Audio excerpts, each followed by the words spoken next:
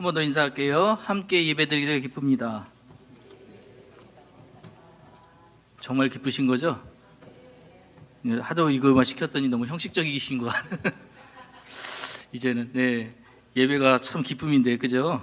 네. 저는 오늘 사랑에는 이등이 없습니다라는 제목을 가지고 여러분과 말씀을 좀 나누려고 합니다. 지난 주일이었어요. 예배를 마치고 교회 사무실로 내려갔는데 우리 황효상 목사님의 아들 황영찬 어린이가 뭘 열심히 이렇게 쓰고 있더라고요.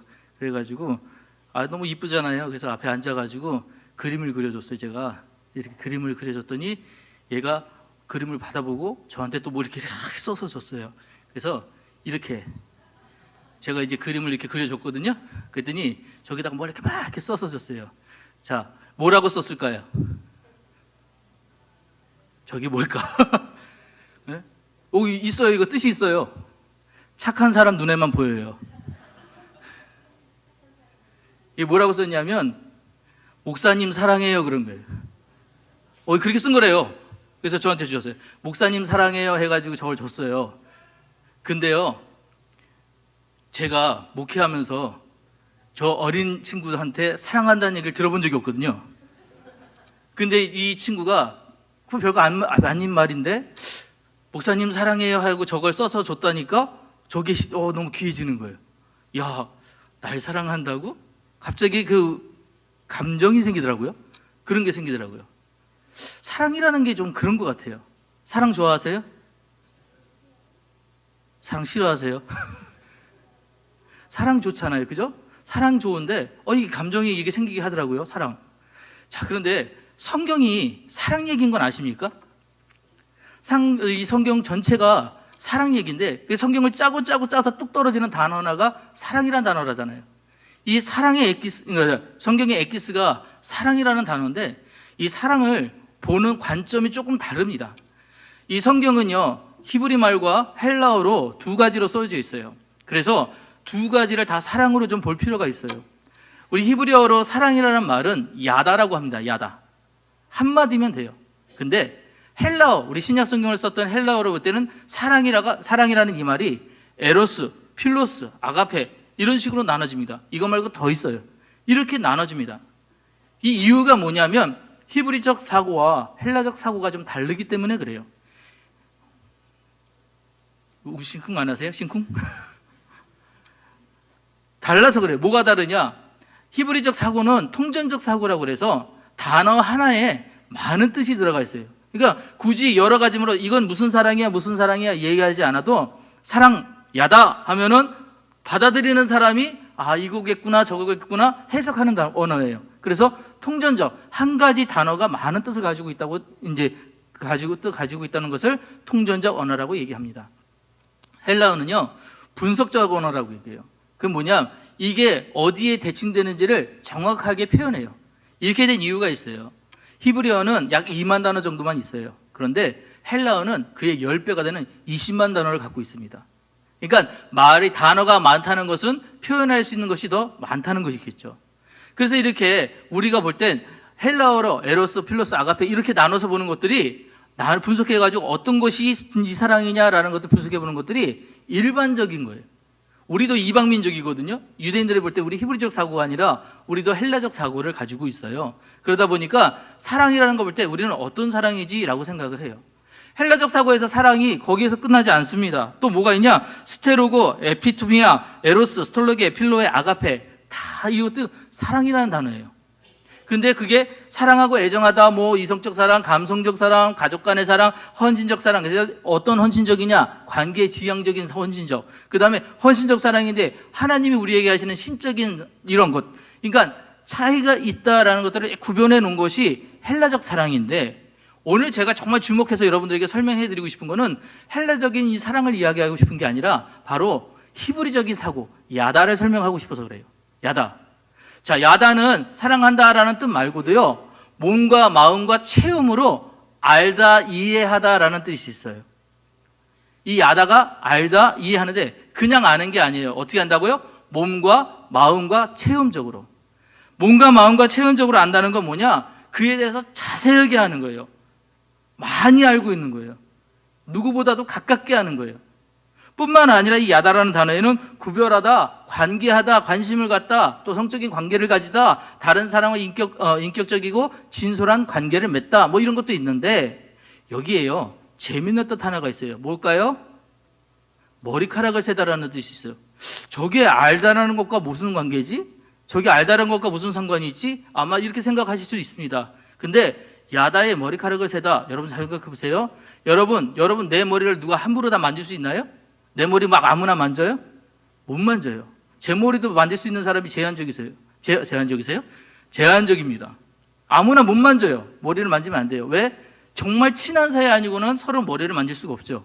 그죠? 머리카락을 센다는 것은 그런 관계거든요. 정말 친한 관계에서만 할 수 있는 것들.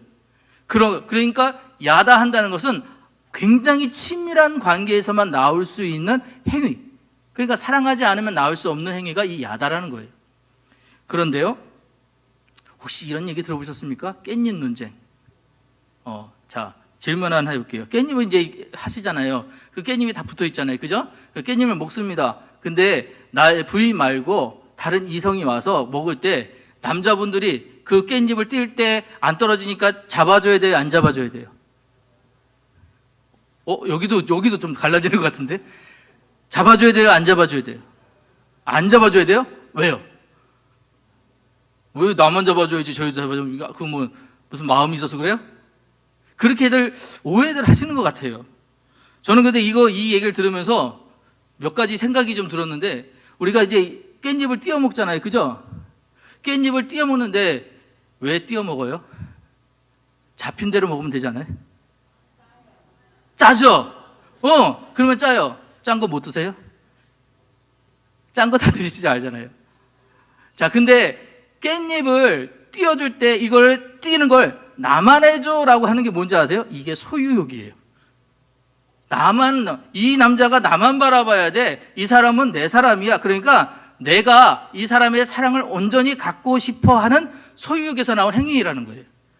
그러니까 웬만하면 띄워줄 때 그냥 띄워줘도 돼요. 그리고 너무 거기까지 이렇게 마음 생각, 그러면 쪼잔하다고 한대요.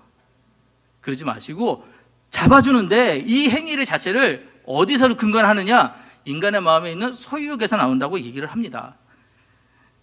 그래서 라이너 마리아 릴케라는 독일의 시인이자 이 작가예요. 이 사람이 이 사랑의 결핍에 대해서 뭐라고 했냐면, 사랑의 결핍은 자연스러운 반응인데 인간 자체가 불완전한 존재이기 때문에, 우리 모두가 다 불완전한 존재이기 때문에 그 결핍에 대한 욕망의 삶의 원동력이 된다고 그래요. 그러니까 부족하니까 채우려고 하는 게 우리 모든 인간들이 다 그런 거예요. 여러분도 우리 보세요. 우리 왜 열심히 살아요? 채우려고요. 왜 많이 가지려고 그래요? 채우려고요. 부족한 게 있으니까 채우려고 하는 게 당연한 거라는 거예요. 그래서 결핍에 대한 소유의 욕망은 인간의 본질적이고 근본적인 욕구이다. 그런 거 같지요? 저는 욕심 없어요. 저는 그런 거 없으시다 잘 살아요? 아니에요. 부족하니까. 점심 드셨어요? 왜 드셨어요? 배고프니까. 배고픈 건 뭐예요? 결핍이에요.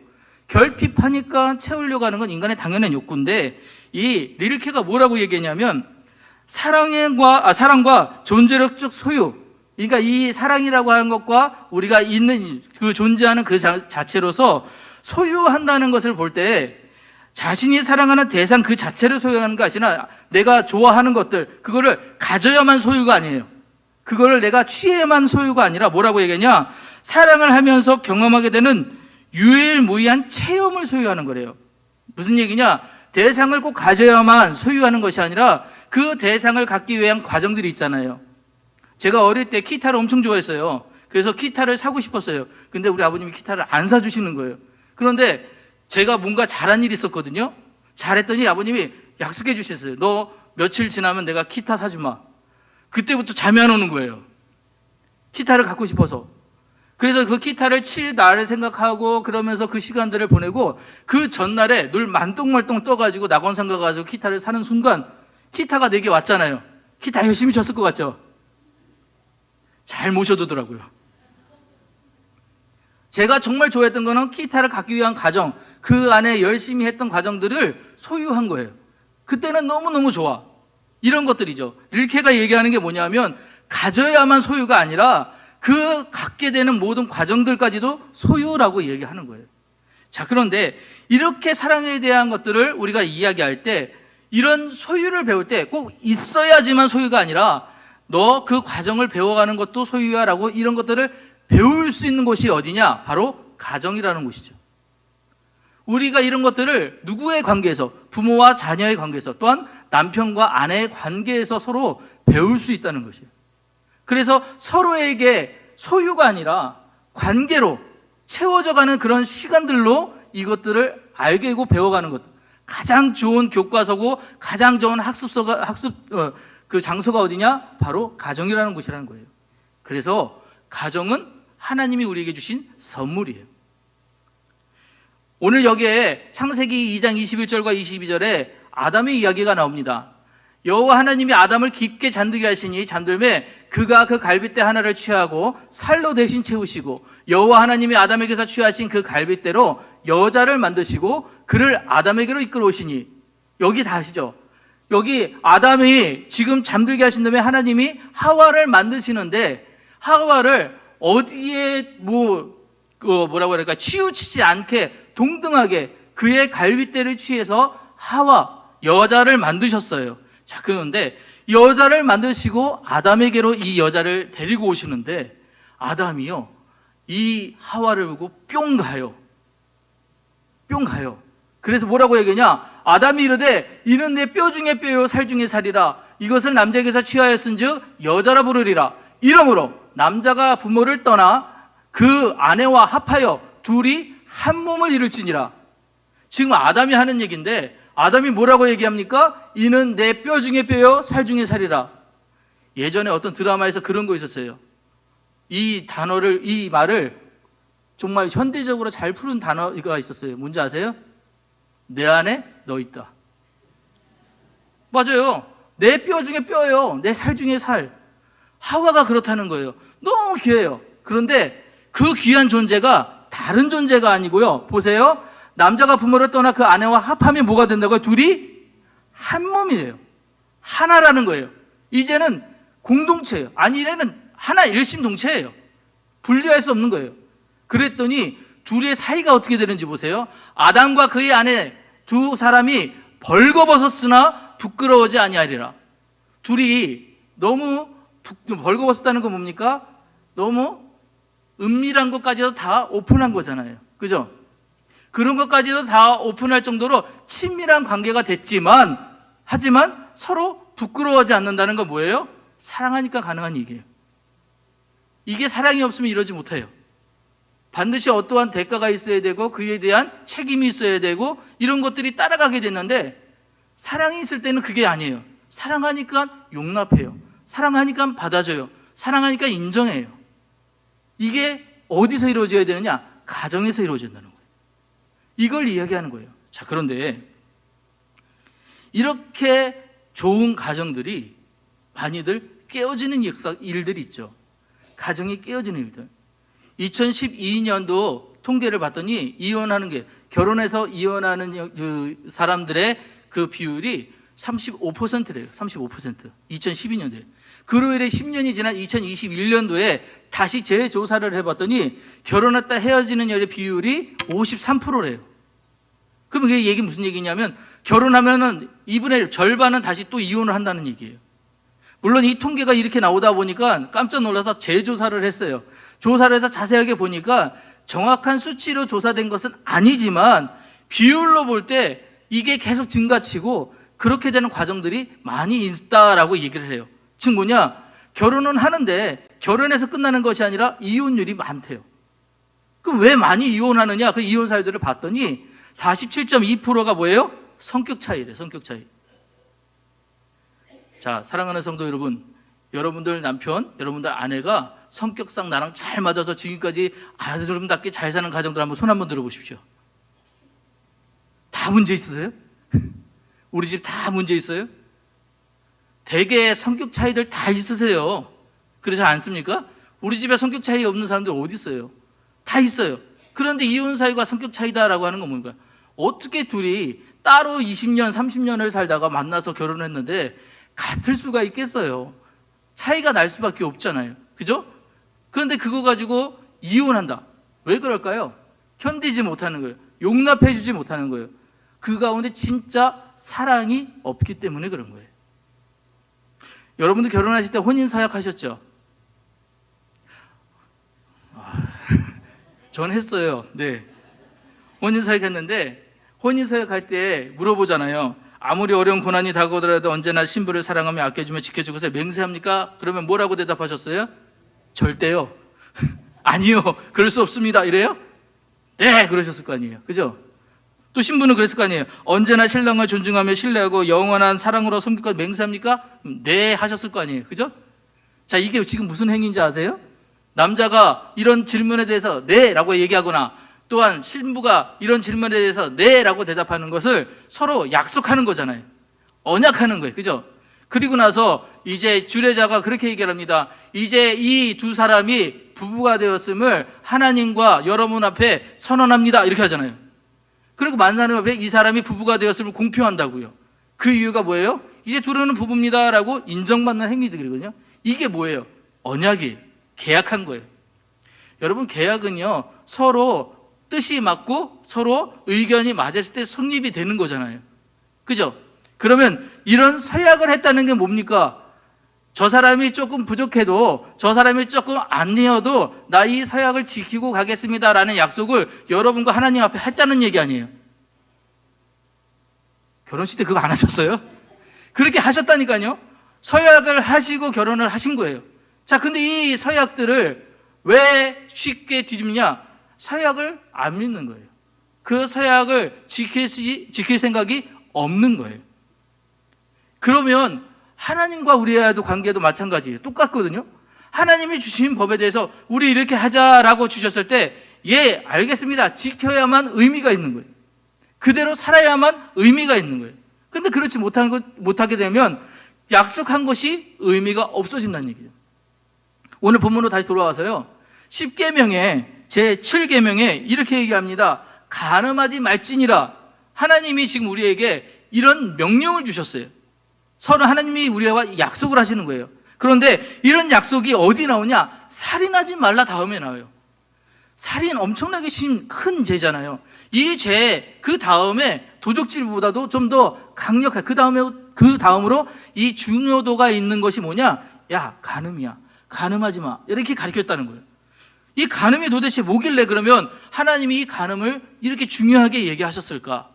이걸 왜 우리가 꼭 지켜야 되는, 그리고 다른 법도 아니야. 하나님이 우리 인간에게 주신 10계명에 이것을 넣어주셨을까? 여기에 굉장히 중요한 의미가 있어요. 여러분, 첩신앙이라고 혹시 들어보셨습니까? 첩신앙이라는 것. 첩이라고 하는 한자 있잖아요. 그걸 갖고 문자로 따지고 보면은 앞에 매울 신자랑 여자자를 여자 여자 계집여라고 하지 말라고 그러더라고요. 여자 여자로 나눠진다고 해요. 그런데 요 뜻을 봤더니 못질하는 여자래요. 저 매울 신자를 못질한다라고 하세요. 여러분 혹시 그렇게 알고 계셨어요? 저만 몰랐어요? 저걸 못질한다는 뜻이래요. 저게 왜 못질한다는 뜻인가 봤더니 매울 신자가 고통을 의미한대요. 매운 거 드시면 고통스럽죠? 그 얘기예요. 근데 그 고통을 뜻하는 게 지금 저 끌이에요. 저 삐청한 저거 꼬챙이 같은 건데 저걸 어디에 사용했던 거냐 하면 저거를 노예나 종에게 이렇게 인장 찍어서 이건 내 종이요 하는 그런 거 있죠. 문신을 새길 때 저걸 사용했다는 거예요. 그래서 저걸 가지고 각골 상형자로 만들어 가지고 그걸 문자화한 게 저 매울 신자랍니다. 그래서 저 매울 신자로 신자와 계집 여자를 합쳐서 이걸 첩이라고 단어를 쓰는데, 그래서 못질하는 여자가 되는데 그 뜻이 뭐냐? 혼인을 파탄낸다는 거예요. 혼인을 파탄내는 여자가 첩이래요. 그리고 또 하나가 뭐냐면 또 다른 뜻이 이제 첩이라는 단어가 설립자와 또한 여자 여자가 합쳐진 단어라고 얘기를 해요. 서 있는 여자라는 뜻이래요. 여자는 집에 앉아 있어요. 그래서 안주인이라고 우리가 부르거든요. 서 있는 여자라고 부르는 이유는 뭐냐? 이 여자가 남자에게서 필요한 걸 다 얻으면 떠난대요. 떠나는 여자, 그래서 첩이래요. 첩신앙이 뭔지 아세요? 그러면 감이 오시나요? 내가 하나님 사랑합니다. 하나님 정말 정말 사랑해요. 하나님이 내가 이것만 지켜주시고 이것만 도와주시면 하나님에게 내가 이 많은 것들을 다시 돌려드리겠습니다 라고 기도해놓고 하나님이 직접 이뤄주시니까 예 하나님 제가 차근차근 할게요 하고 떠난 거예요. 그게 첩신앙이에요. 이걸 다른 말로 기복신앙이라고 얘기해요. 이 첩신앙이 바로 간음하는 것과 마찬가지라는 거예요. 하나님에게 마음 드리고 뜻을 드리고 정말 하나님 정말 대단해, 하나님 최선을 다하겠습니다, 하나님께 영광 돌리겠습니다 이렇게 살아가는 게 아니라 하나님 정말 영광 돌리고 살아가야 되는지만 나 이것만 먼저 도와주세요 하고 나서 진짜 하나님이 그렇게 지켜주시고 도와주시고 났더니 하나님 내가 차근차근요, 내가 이제 예전에 이제 조금 더 있다가요, 아직 상황이 아닌 것 같아요, 이렇게 자기 상황과 자기 의견을 먼저 내세우기 시작한다는, 그게 첩신앙이래요. 그것이 바로 간음하다라는 것과 같은 의미라고 이야기하는 것입니다. 예수님이 그래서 이 간음에 대해서 어떻게 가르쳐 주셨느냐, 바로 마태복음 5장 27절로 28절에 또 간음하지 말라 하였다는 것을 너희가 들었으나, 우리가 지금 방금 십계명을 통해서 배운 거 뭐냐, 간음하지 말라라는 말씀 배웠어요. 알고는 있습니다. 그런데 예수님은 항상 그보다 한 걸음 더 나가서 설명을 하세요. 뭐라고 얘기하시냐, 나는 너희에게 이르노니 음욕을 품고 여자를 보는 자마다 마음에 이미 간음하였느니라. 그걸 행위로만 해서가 간음이 아니라는 거예요. 꼭 그 일을 저질러서만 하는 게 아니라 네 생각 속에서, 네 사고 속에서, 네 삶 속에서 그냥 그것들이 떠오르는 그 상태로 그 순간에 하나님의 것이 아닌 것이 들어가기 시작하는 모든 순간엔 다 음욕을 품고 간음이 된다는 거예요. 여러분들, 우리가 이렇게 지나가다 보면 잘생긴 남자, 잘생긴 여자 볼 때 있잖아요. 그죠? 그러면 이게 한 분 볼 때 음욕을 안 품고 보려면 어떻게 봐야 돼요? 음욕을 안 품고 보려면 고민되시죠? 저도 고민이 됐어요. 근데 어떤 목사님이 이걸 어떻게 설명해 주셨냐면 이렇게 설명해 주셨어요. 내가 한 번은 어떻게 지나다가 볼 수 있잖아요. 너무 멋진 이성을 봤어. 근데 그 이성을 보고 나서 이 이성을 봤다 띄었다 또 보면 간음이래요. 이성을 봤는데 갔다 오면 내가 저 여자를 또 봐야 되겠구나, 음욕을 품는 거래요. 그래서 그 이성이 너무 이쁜 이성이 나타났어요. 그러면 돌리지 말고 끝까지 보래요. 지루할 때까지. 그러면 간음이 아니래요. 그분이 설명해서 그렇게 했지만 사실은 이게 정확한 건 아니지만 우리가 그런 거예요. 음욕을 품는 것과, 그러니까 그런 생각을 갖는 것과 그렇지 않은 것의 차이, 어떤 것이에요? 생각조차 그러고 흘러가면 안 된다는 것을 예수님 말씀하시는 거예요. 우리가 하나님의 자리에 다른 것이 들어가는 순간 음욕을 품는 것과 마찬가지다라고 지금 설명하고 계신 거예요. 하나님을 사랑해야 되는 너희가, 구별되어야 되는 너희가 하나님 이외에 다른 것들이 너희보다 그 하나님 자리에 들어가서 앞서 있어서는 안 돼라는 것들을 이야기하시는 거예요. 그래서 어떻게까지 얘기하시느냐 하면, 이제 너희를 실족해 하는 것들이 있을 수 있잖아. 옳은 눈이 보거나 옳은 손이 행동하거나 그럴 수 있잖아. 그러면 어떻게 해야 되는지 잘 봐봐. 네 옳은 눈이 그걸 봤어, 빼어버려. 네 오른손이 그런 행동을 했어, 찍어버려. 별로 안 놀라시네요. 이게 온 지체를 다 가지고, 백체를 다 가지고 지옥에 들어가는 것보다 훨씬 낫다라고 얘기하셨어요. 그게 지옥에 가는 것보다 훨씬 낫다라고 얘기하셨어요. 그럼 뭐냐? 오른 눈이, 그럼 왼쪽 눈으로 봐도 돼요? 혹시 이런 분 안 계시죠? 오른 눈은 대표성입니다. 내가 가장 편히 보는 눈, 가장 많이 쓰는 눈, 그런 오른쪽이라는 표현을 써서 오른 눈은 대표성을 띠는 거예요. 눈이 보는 것, 손이 행동하는 것, 행동 이런 것들이 정말 너로 하여금 지옥에 가게 하거나 하나님으로부터 멀어지게 하는 그런 상황들이 되거든. 차라리 없는 게 나아. 차라리 없는 게 나아. 그 얘기를 하시는 거예요.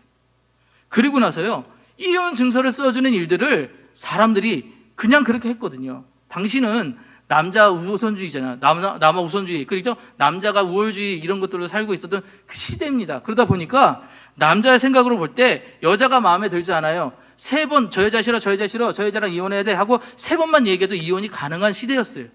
그런데 이 시대 때 이혼 증서를 써줬다는 것은 뭐냐? 그나마 그 여자에게 증서가 있으니 이 여자는 이제 이혼됐어 라고 하는 그런 표식은 되지만 이혼 증서마저도 주지 않는 사람이 있었어요. 그러면 그 여자들은 어떻게 되느냐? 너 가늠한 여자였구나. 너 남편한테 내쳐진 거 보니까 넌 세상 살 수 없는 사람, 너는 정말 그 나쁜 사람이야. 이렇게 인식이 되었다는 거예요. 그래서 그런 여자들은 경제 활동이고 뭐가 아무것도 할 수 없을 뿐더러 누군가 그를 도와주고자 어떤 남자가 저랑 같이 합시다, 삽시다 할 수도 없었어요. 왜? 가늠한 여인이 되기 때문에. 그럼 그도 가늠한 사람이 돼버리는 거예요. 이런 상황들, 이런 것들을 만드는 것들, 이게 여러분 실족하게 하는 것, 이런 것들이 있을 때, 그렇게 하면 안 된다라는 이야기를 하시면서 나는 너에게 이르노니 누구든지 음행한 이유 없이 아내를 버리면 그로 가늠하게 하며 또 누구든지 버림받은 여자에게 장가드는 자도 가늠함이니라. 그런 상황을 만들게 되어져 있다는 거예요. 그러니 이혼 증서를 써주고 여자를 버리는 일들을 하면 된다는 얘기가 안 된다는 거예요. 안 된다는 얘기를 하고 있는 거예요. 왜요? 여자는 아까 우리 창세기에서 읽었잖아요. 하나님이 그 부모를 떠나서 내게 주신, 내게 보내신, 그리고 이 둘은 이제 다른 개체가 아니에요. 하나예요. 그렇기 때문에 함부로 버려서는 안 되고 버릴 수 없는 존재예요. 이제는 나예요, 그 사람이. 그래서 예수님은 이런 말씀을 하실 때 물론 여인에 얘기하지만 공동적으로 우리에게 연약한 자들, 소외된 자들, 약한 자들에게 하시는 말씀입니다. 누구도 우리를 내칠 수 없고요. 누구도 우리를 구별지어서 너는 못난 사람, 너는 부족한 사람, 너는 안 되는 사람 이렇게 이야기할 수 없다는 거예요. 왜? 하나님이 그렇게 만드셨어요. 하나님이 그렇게 창조하셨어요.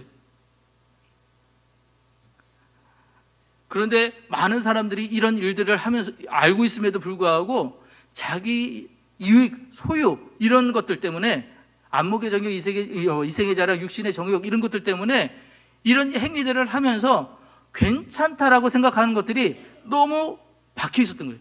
예수님은 그것을 지금 마태복음 5장 27절로 32절에 지금 깨고 계신 거예요.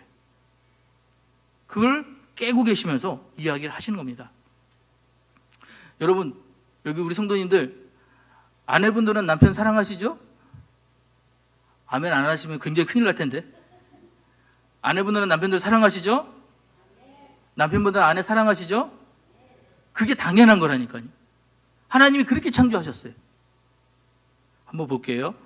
중년 여성 질환 자기 진단법이라는 거 있는데 한번 보세요. 네. 남편이 갑자기 멋있어 보인다. 뭐예요? 그러세요? 백내장이래요. 걷다가 남편 쪽으로 몸이 기운대요. 관절염이래요. 남편과 달달한 커피가 마시고 싶대요. 당뇨래요. 남편을 보면 가슴이 떨린대요. 어디 가서 부정맥이래요. 남편에게 애교 섞인 목소리가 나온대요. 갑상선 질환이래요. 남편이 갑자기 똑똑하게 느껴진대요. 인지장애래요. 연애 시절처럼 남편 등에 업혀보고 싶대요. 골다공증이래요. 자, 여러분 이 얘기는 사실은 웃자고 하는 얘기지만 이게 뭡니까 이게? 그럴 리 없다라는 것이 깔려 있어요. 내가 남편을 이렇게 사랑하지 않아. 내가 남편을 그렇게 아끼지 않아. 에이, 남편은 뭐 그런 존재가 아니야. 이런 이야기가 생각들이 깔려 있는 건데 이거는 아니죠, 사실은. 그죠? 아니 표정들은 그렇다는 것 같은데 진짠가 봐 이렇게 하시면 안 되는 거예요. 그렇지 않거든요. 근데 이거는 지금 뭐예요? 이렇게 되는 것들이 당연한 거지. 이거 지금 웃는 이야기가 뭐냐면 이렇게 되는 것들이 마치 일반적인 것처럼 우리가 느끼기 때문에 그래요. 아니에요. 이건 지금 잘못된 질문들의 잘못된 답이잖아요. 그죠? 하나님이 우리에게 또 있었네? 남편이 갑자기 작아 보인대요. 고도비만. 그러니까 이런 이야기들 말고요. 우리가 성경을 통해서 진짜 만들어가고 알아가야 될 가정의 모습이 어떠냐? 골로새서 3장 18절로 3장 19절에 바울이 잘 설명해 줬어요. 자, 3장 18절 말씀 같이 한번 읽겠습니다. 시작. 아, 목사님 잘 나가시다가 왜 또 저런 단어를, 복종이란 단어에 굉장히 또 걸리시죠? 남편은 왜 복종해야 됩니까? 아, 복종한다는 것은 내가 그 밑에 들어가야 되는데, 그럼 내가 지라는 얘기인데 어떻게 남편에게 집니까? 아, 저 사람보다 내가 더 똑똑한데요. 뭐 이런 생각이 있으실 수 있죠. 그죠? 저기 히브리 말로 휘포타스라고 해요. 복종하다가 휘포타스. 그 단어는 순종하다, 순복하다라는 단어가 맞습니다. 하지만 이 단어가 어디에 쓰였냐면, 대개도 여러분 이거를 이렇게 바꿔보세요. 자, 아내들아 남편에게 아내들아 남편을 인정하라, 이렇게 한번 바꿔보세요. 인정하라. 복종이라는 단어가 대신 인정하라라는 단어로 바뀌면 어떻게 되느냐? 아, 아내들아 남편의 뜻에 내가 복종해서 그 뜻에 내가 수그리고 들어가는 것이 아니라, 남편이 하는 모든 일들 이유가 있겠지, 뜻이 있겠지, 긍휼함으로 지켜보라는 거예요. 그러면 그 긍휼함으로 지켜볼 때 어떻게 되냐? 성경은 골로새서에는 이는 주 안에서 마땅하니라라고 하죠. 그게 순례라고 가르쳐주고 있어요. 남편을 인정하는 거. 여러분 남자들 인정해 주세요. 되게 좋아해요. 되게 좋아요, 인정하는 거. 근데 인정받지 못하니까 계속해서 뿔나 있는 거예요. 누구에게 제일 인정받고 싶은지 아세요? 아내예요. 바깥에 누구도 아니에요. 다른 사람도 아니에요. 나랑 가장 친밀한 그 사람, 벌거벗었을 부끄러워하지 않는 그 사람이 나를 인정해 줄 때 가장 행복한 거예요. 그래서 남자는 인정받기 원해요. 그런데 이 인정받지 못하니까 자꾸 군림하려고 드는 거예요. 힘으로, 아니면 어떤 권세로, 아니면 내 능력으로 어떻게든 내가 그 위에 서려고 하는 거예요. 그런데 성경은 그렇게 가르치지 않아요. 아내들아 남편에게 남편을 인정하라라고는 그를 인정해 줄 때 그가 왜 그렇게 행동하는지가 보이게 되는 게, 이게 마땅하다라고 이야기하고 있는 거예요. 그러면 남편들에겐 또 뭐라고 얘기했느냐? 아내를 뭐 하라고요? 사랑하래요.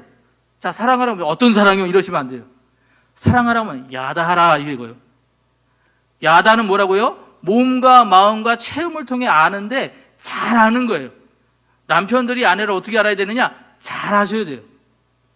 뭘 원하는지, 뭘 필요로 하는지, 뭐가 있어야 되는지, 지금 어떤 거지, 표정만 봐도 아는 그 정도 되시잖아요. 그죠? 잘 모르겠던데요. 그 정도가 돼야 된다고 이야기하는 거예요. 그런 관계가 됐을 때 가정이 어떻게 되느냐? 하나님이 주신 에덴이 되어가 있는 거예요. 원래 만들어주신 에덴으로 바뀌어든다는 거예요. 사랑하는 성도 여러분, 우리 사랑에는요 2등이 있을 수 없어요. 한번 말씀드린 적 있습니다. 내가 우리 아내는 50% 사랑하고 저 옆집 사람은 30% 사랑하고 그 뒷집 사람은 20% 사랑해. 됩니까? 그러면 안 되는 거잖아요. 사랑은 나눌 수가 없어요. 사랑은 대상과의 관계이기 때문에 그래요. 사랑은 소유가 아니에요. 내가 갖고 싶다고 얻을 수 있는 게 아닙니다. 그를 통해 만들어가는 관계 속에서 얻게 되는 소유는 있지만, 그를 인정해주고 그를 관계 속에서 더 가까워지고 이런 것들을 통해서 알아가는 거예요. 그래서 야다하는 거예요. 그게 사랑이에요. 오늘 우리 사당에는 발음이 좀 사랑에는 2등이 없어요. 3등은 있나요? 없어요.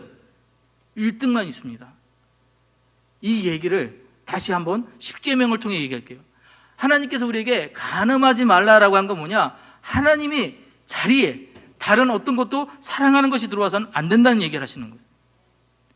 우리가 남편 사랑하듯이, 그리고 우리가 자녀를 사랑하듯이 그 사랑의 자리에 하나님이 계셔야지, 하나님이 아닌 다른 것들이 들어오면 간음이 돼버린다는 얘기예요.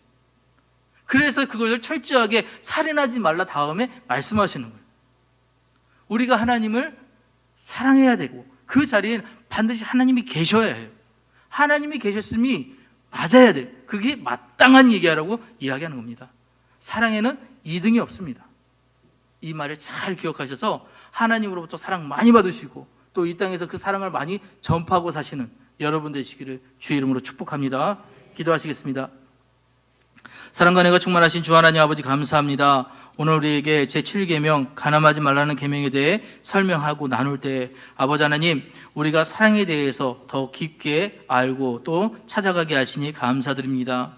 지금까지 우리 사랑은 소유하고 많이 갖는 것이고 내가 받는 것 줄 알았지만, 이제 우리의 사랑은 정말 하나님을 더 깊이 알아가는 것처럼 상대를 알아가고 그 관계 속에서 배워가는 깊은 사랑임을 알게 되었습니다.